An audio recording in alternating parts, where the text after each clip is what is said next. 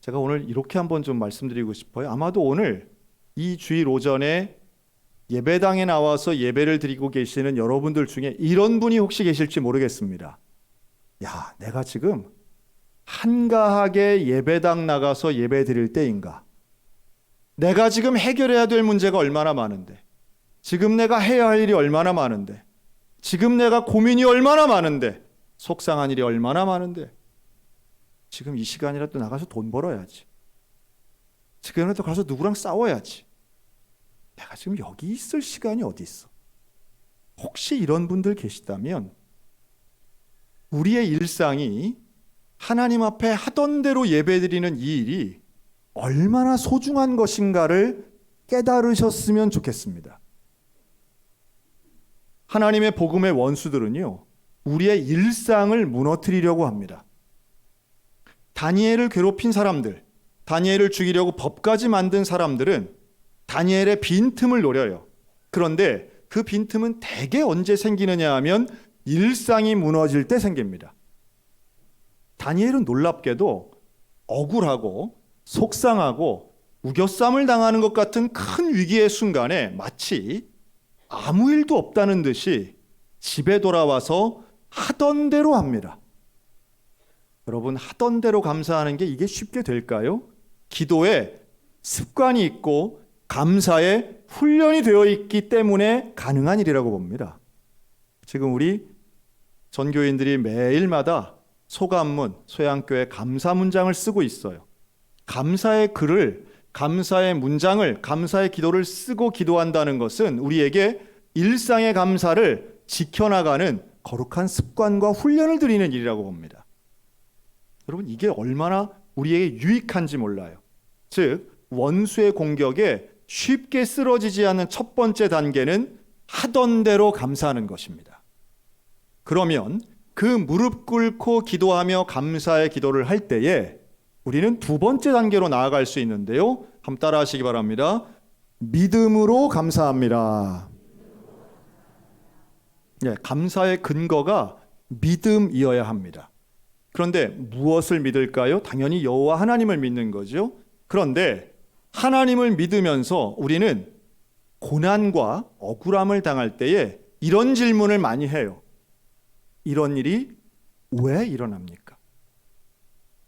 나는 정직하게 살았는데, 나는 흠없이 살았는데, 나는 하나님을 섬기기 위해서 우상에게 절하지 않았는데 왜 나에게 이런 일이 일어납니까? 라고 하는 질문이에요. 대개 고난 앞에서 우리가 하는 비슷한 질문들이 이겁니다. 이런 일이 왜 일어났는가와 함께 두 번째 질문은 왜 나에게 일어났는가라는 거예요. 속상하죠? 억울하고 이게 잘 이해가 안 되는 거예요. 이해가 되면 믿기가 쉬운데 이해가 안 돼서 믿음의 생활을 이어가기 어려울 때가 있습니다. 여러분, 이 다니엘은요, 바로 이 부분에서 조금 다른 태도를 취해요. 즉, 믿기는 믿는데 제가 볼 땐 두 가지가 있다고 믿고 있습니다. 우리랑 거의 비슷해요. 고난을 대하는 신앙인의 태도인데요. 첫째는 고난의 끝이 있음을 믿는 겁니다. 두 번째는 이 고난 속에 하나님의 뜻이 있음을 믿는 거예요. 이 끝과 뜻을 믿는 겁니다. 여러분, 어떤 고난이라 할지라도 끝이 있음을 믿으시기 바랍니다. 또 아무리 억울하고 이해 안 되는 상황이라 할지라도 하나님의 뜻이 있음을 믿으시기 바랍니다. 자, 여기까지는 어렵지 않아요. 그런데 문제가 있습니다. 끝이 있는 건 알겠는데요. 뭘 모를까요? 그 끝이 언제 오는지는 몰라요. 대부분 몰라요. 또 하나가 있습니다. 하나님의 뜻이 있는 줄은 알겠는데 그 뜻이 어떤 뜻인지는 모를 때가 많아요. 이게 우리를 참 힘들게 합니다. 그래서 모르기 때문에 우리가 지레 짐작하거나 스스로 대충 해석할 때가 있어요. 특히나 나의 고난은 물론이지만 타인의 고난에 대해서도 마찬가지예요. 참 우리 인간들이 모른다는 이야기를 잘 못해요. 모른다는 말 하기가 너무 힘들어요. 그래서 아는 척을 하려고 해요. 그래서 타인의 고난에도 함부로 해석할 때가 있어요. 예를 들면 이런 거예요. 야, 성경에 보니까 이런 구절이 있대. 지금 우리가 당하는 고난은 마치 풀무불 같은 거야. 그런데 하나님은 우리를 정금같이 쓰시려고 이런 풀무불의 고난을 주시는 거야. 딱히 틀린 말은 아닐 수 있지만 이렇게 얘기할 수 있겠죠. 권사님, 나는 정금이 되기를 원치 않아요. 난 그냥 지금도 너무 좋아요. 나는 돌멩이 같이 살아도 난 상관없어요. 나는 풀무불에 들어가기 싫어요. 그렇게 말씀하지 마세요. 나를 성장시키려고 풀무불에 넣는 하나님, 나 별로 좋아하지 않아요. 여러분, 타인의 고난에 대해 우리가 너무 쉽게 이야기할 때가 있습니다. 그 사람은 지금 죽겠는데 괜찮아, 이걸 통해서 우리가 더 성장할 거야, 더 나아질 거야 라고 말하면요, 이건 오히려 더 상처가 될 때가 있습니다. 괜찮지 않아요. 누가 풀무불이 괜찮습니까? 누가 고난이 편하거나 더 나은 미래를 위해서 이게 필요하다고 생각하면서 쉽게 받아들일 수 있겠어요? 그렇지 않아요. 그런 류의 고난은 사실은 보편적이거나 합리적이거나 또는 받아들일 수 있을 여유가 있을 때 할 수 있는 이야기지요. 내게 그런 여유가 없고 극단적이고 생각지도 못했던 고난 앞에서는 정금의 이야기는 들리지 않아요. 그럴 때 우리 어떻게 해야 되나요? 여러분, 하나님의 뜻이 있음을 믿지만 그 하나님의 뜻이 무엇인지는 모르겠다라고 말하는 것. 아예 모른다면 입 다물고 가만히 침묵하는 것이 오히려 유익한 것입니다. 여러분, 욥이 대표적이잖아요. 욥은요, 그 어마어마한 고난을 당했는데요, 끝까지 왜 자기가 그런 고난을 당했는지 몰라요. 하나님 말씀 안 해주세요. 답이 없어요. 질문은 무수하게 있지만 하나님의 답이 없어요. 욥조차 그런 상황인데 어찌 우리가 하나님의 뜻을 다 알면서 이해하며 가겠습니까?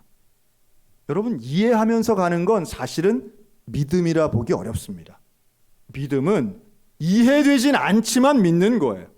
이런 일이 왜 일어났는지, 하나님이 왜 허락하셨는지 잘 몰라요. 모르지만 하나님께는 뜻이 있음을 믿는 그것이 믿음이고, 그것이 다니엘에게 있었던 믿음이었습니다.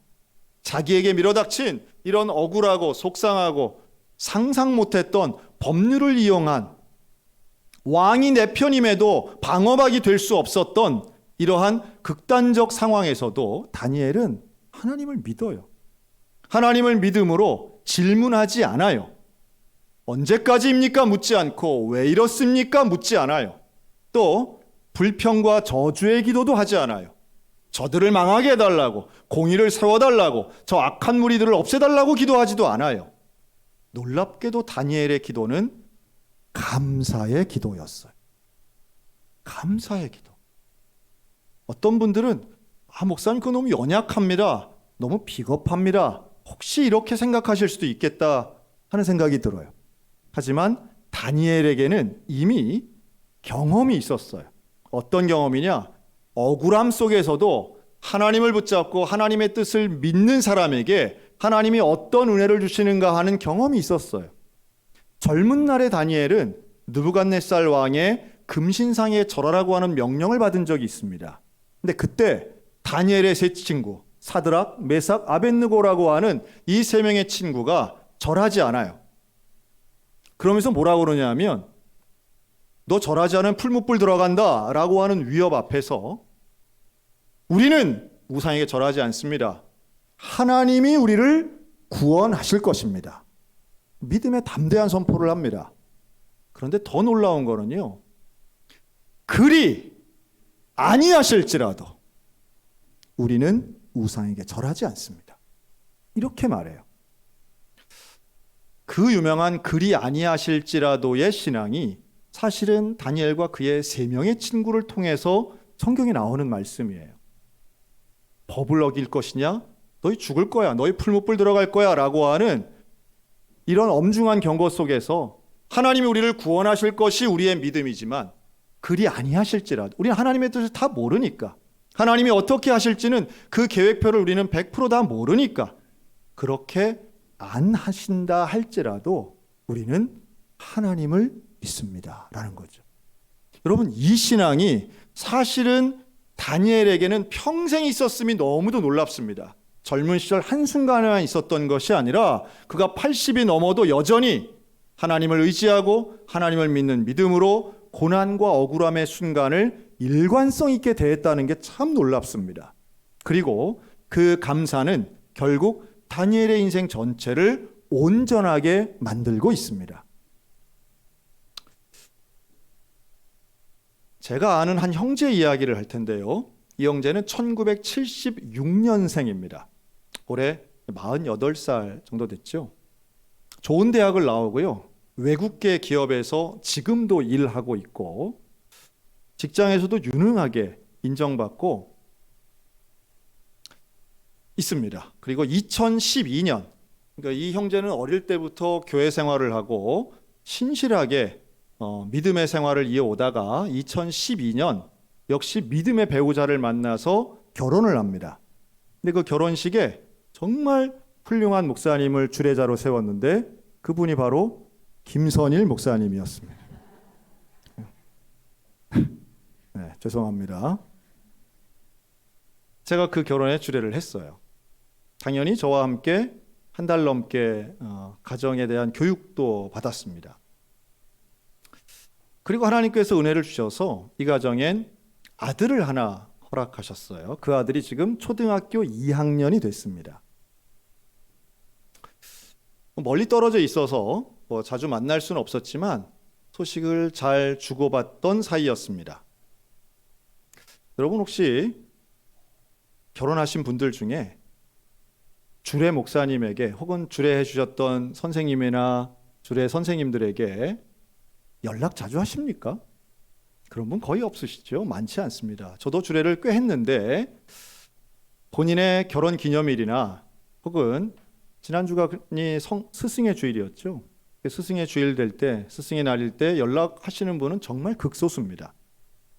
저부터도 사실 그게 잘 안 되기 때문에 참 민망하다 하는 생각을 많이 가지는데요. 이 부분은 정말 저에게 스승의 날, 결혼 기념일, 이맘때가 되면 빠짐없이 연락을 해왔던 참 신실한 부부예요.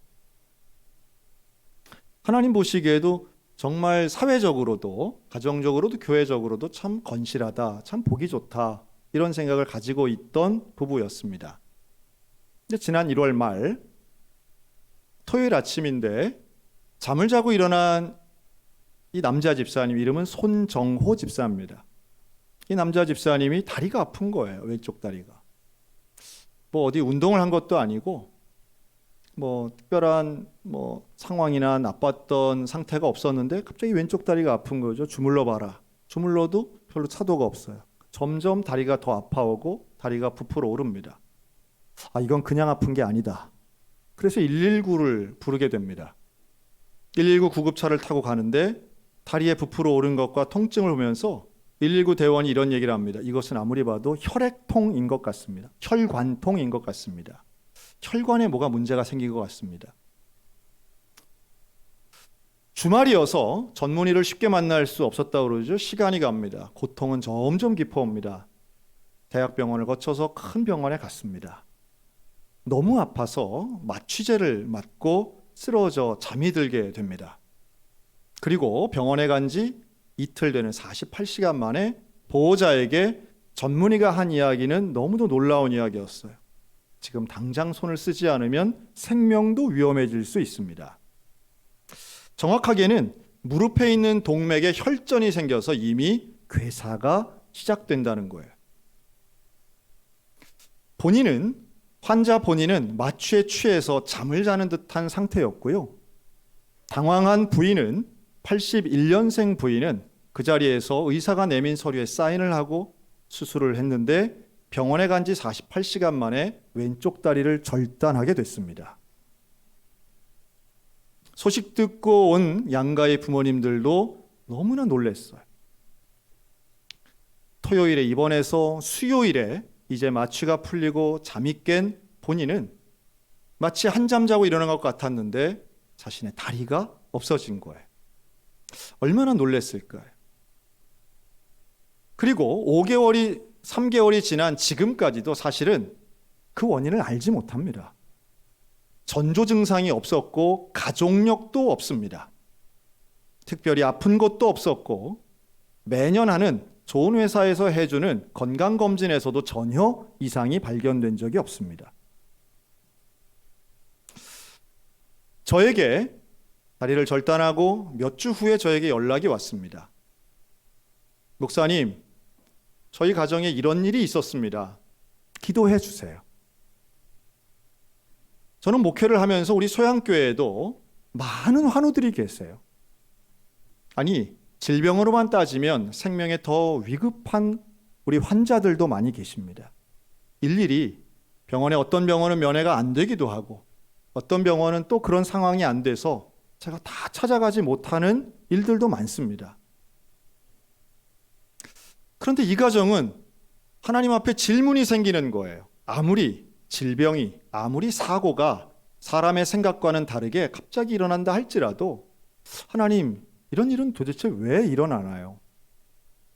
이 가정은 그 바쁜 가운데에도 교회의 단기 선교를 참여하고요. 경상남도에 살지만 그 지역에서 가장 큰, 수도권을 제외하면 가장 큰 10,000명이 되는 큰 교회의 중추적인 역할을 하고 있는 귀한 부부입니다. 하나님, 이 고난을 어떻게 설명할 수 있을까요? 제가 마음이 너무 쓰여서 사실은 우리 교회 교인 신방을 해야 되는데 제가 지난 금요일 아침 새벽 예배를 하러 빠지고 그 멀리 있는 창원까지 다녀왔습니다. 가서 기도했어요. 아직 병원에 입원 중입니다. 갔는데 저를 보는 이 부부의 모습은 너무 밝았어요. 너무 밝고 제가 온 것에 대해 참 고마워 하더라고요. 함께 기도했습니다. 하나님의 뜻이 무엇인지는 모르지만 그러나 살려주신 하나님 감사합니다. 그리고 감사의 기도를 할 수 있도록 우리의 마음을 지켜주신 것 감사합니다. 그 초등학교 2학년 아들이 그런 기도했다고 그러죠. 처음 2주 정도 지났을 때에 지붕을 뚫고 중풍병자도 고치시는 예수님, 우리 아빠 고쳐주세요. 그렇게 기도했대요. 그런데 이미 그 기도를 할 때는 다리는 절단된 상태였습니다.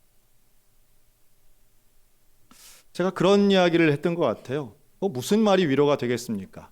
그런데 너무 밝은 이 손집사님에게 처음에는 참 힘들었고 억울하고 속상한 한 달여 있었지만 지금은 하나님 앞에 감사로 받아들이고 병실에 오는 아들과 함께 즐겁게 웃으면서 지금 병원 생활한다고 하더라고요. 저에게 사진을 보여줍니다. 그리고 영상을 보여줍니다. 의족을 차고 한 발짝 한 발짝 걷는 모습을 보여주면서 하나님 앞에 그래도 감사합니다 라고 이야기하더라고요. 제가 이런 말로 위로했습니다. 다른 건 잘 모르겠지만 내가 하나 확실하게 믿는 것 하나가 있다. 그것은 아들과 집사님의 나이 차이가 한 40년 가까이 나는데 앞으로 40년 후에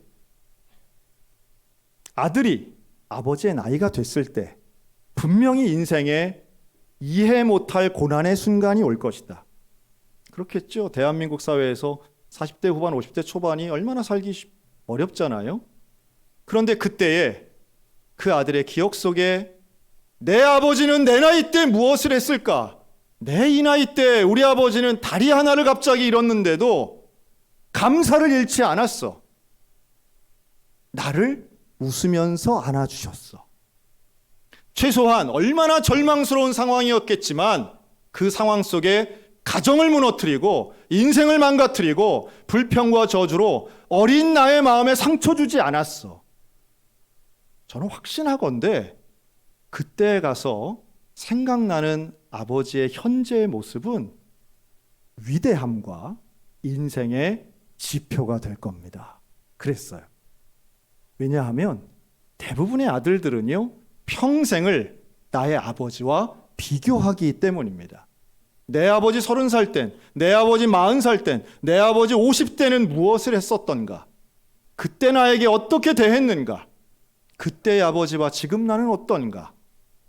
여러분 평생 비교할 텐데 이러한 설명 안 되는 고난, 이해되지 않는 사건 속에 최소한 집사님은 가정을 지켰네요. 최소한 집사님은 가족에게 다른 가능성과 희망을 주지 않았습니까? 정말 내가 칭찬합니다. 다리보다 더 중요한 가족을 살리고 있습니다. 제가 그랬어요. 참 많은 인생들이 갑자기 밀어닥친 고난과 불행한 일 때문에 자신의 인생뿐 아니라 함께 사는 가족의 인생도 어렵게 만들 때가 있습니다. 여러분, 왜 나에게만 오는 불행이냐고요? 여러분, 이 땅에 살고 있는 인생들 중에 불행한 일이 없는 사람이 있겠습니까? 경제적 불행, 건강의 불행, 사고와 질병은 누구에게나 밀어닥치고 불행한 일, 예상 못한 일들은 누구에게나 있습니다. 다만 내 불행이기 때문에, 내가 당하는 고난이기 때문에 나에게만 특별하고 어렵게 느껴질 뿐이지요. 다만 그 고난을 어떻게 대하는가가 중요한데, 최소한 다니엘은 그런 억울함의 순간에서 그는 하던 대로 하나님께 감사하고 주의 뜻과 고난의 끝을 믿는 태도를 가지고 고난에 임했다라고 하는 사실이에요. 여러분, 오늘 우리들도 이거 배워야 되지 않겠습니까? 다니엘이 했던 이 믿음이 오늘 우리 가운데 있으면 하던 대로의 일상을 지켜나가는 기적의 주인공들이 될 수 있는 줄로 믿습니다. 그 손집사님이 저에게 그런, 제가 돌아와서 운전 오래 해서 참 피곤했지만 저에게 그런 카톡을 보내왔어요. 다시 직장으로 돌아갈 날을 기다립니다. 6월 첫 주부터 다시 출근하기로 했대요. 그러면서 워낙 큰 기업이고 좋은 직장이니까요. 여러 가지 복지가 잘 돼 있겠죠. 휴직도 잘 되고요. 그런데 그 회사에서 이 집사님의 복직을 준비하며 장애인용 시설들을 하나하나 갖추기 시작했답니다. 참 귀한 일이죠. 저는 이러한 변화는 결국 감사의 마음을 가지고 있는 사람들에 의해서 일어난다고 봅니다. 또 앞으로 어떤 일이 벌어질지 또 모르죠. 또 더한 불행이 올 수도 있습니다. 꼭 해피엔딩이 아니더라도, 또 무슨 극복 스토리가 아니더라도, 여러분 우리 인생에는 수없이 많은 고민과 어려움들은 늘 존재합니다. 그걸 다니엘이 보여주고 있어요.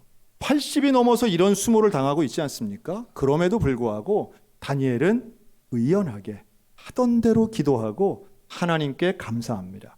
그랬더니 마지막 28절엔 뭐라고 다니엘을 평가하는가 하면, 이 다니엘은 다리오 때도 고레스 왕의 시대에도 형통하였더라고 말씀합니다. 여러분, 형통한 사람은요, 고난 없는 인생이 아니고 억울한 일 하나도 없이 술술 풀리는 인생이 형통한 게 아니죠. 형통한 사람은 어떤 상황에도 하나님과 함께하는 사람입니다. 여러분, 고난이, 사단의 시험이 나와 하나님 간의 관계를 끊을 수 없도록 감사로 지켜내시기를 주의 이름으로 축원합니다. 감사를 실천하시기 바라요. 그럴 때에 우리는 형통한 사람이 되는 것입니다. 세상의 어떤 고난이, 풀무불 같은 시험이 우리를 우겨쌀지라도 감사하는 사람은 하나님과 붙잡혀져 있는 거예요. 이것을 끊어내지 못하는 거예요. 감사의 능력입니다. 감사의 은혜입니다. 하나님과 붙잡혀 있으면 결국 형통한 사람이 되는 거죠. 여러분, 오늘 우리들에게 이 예배당 나가면 또 세상의 유혹과 미혹, 이해 안 되는 어려움과 시험 끊임없이 있을 겁니다. 여러분, 그때에 하던 대로, 또 뜻과 끝을 믿는, 그래도 감사하는 다니엘과 같은 저와 여러분들 다 되시기를 우리 주님의 이름으로 축원합니다.